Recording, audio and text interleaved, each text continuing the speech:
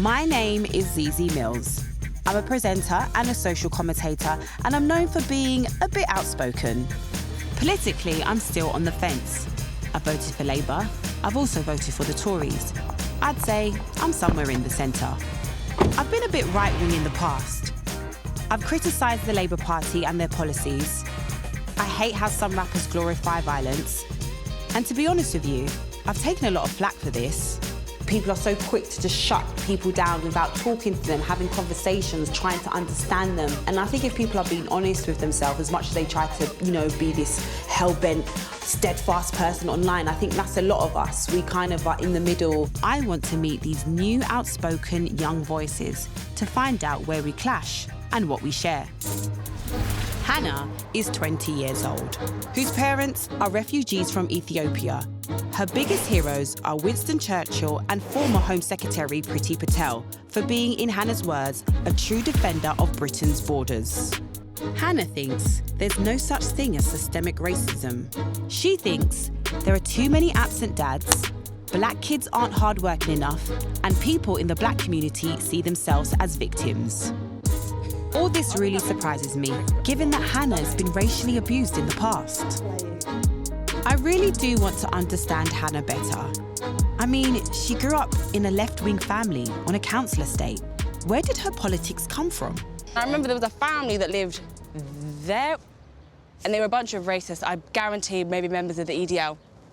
And they even were like to me and my whole family, they called us all you black S-words. I remember my sister sat me down, she's like, Hannah, that was a really horrible thing that he said. And I was like, I don't really care.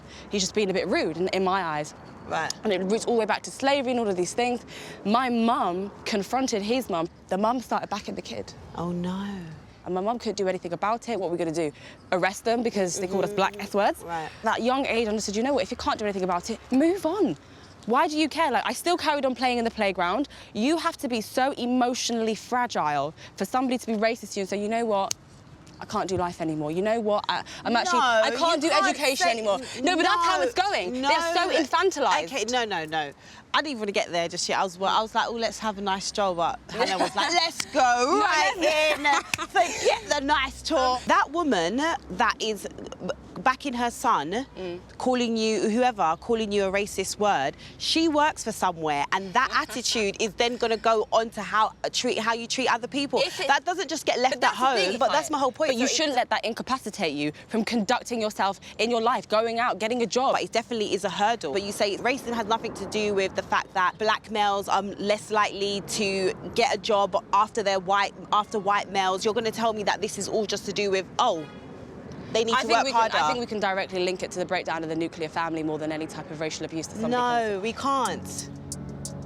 I actually used to be a lefty. I used to be liberal. I used to have all of these ideas. But when I started listening to people who were quote-unquote provocateurs, I actually said, you know what? Some of these people are making sense, and I like what they're saying. But I do agree with that we do sometimes play on the struggle narrative too much. They're desperate to be victims. Well, no, I don't know if the word desperate is the correct word, but I do think that there is like a strong emphasis on like the struggle, and I've been very vocal about this. I've said this, and then they tell me I'm a sellout, you shouldn't this, it's being anti-black. And also we should show different types of black people. Not every single black person comes from the quote-unquote hood.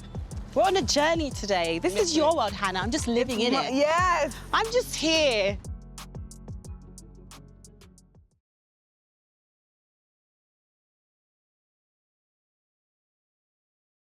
All I said to her, don't put that sort of stuff on the gram.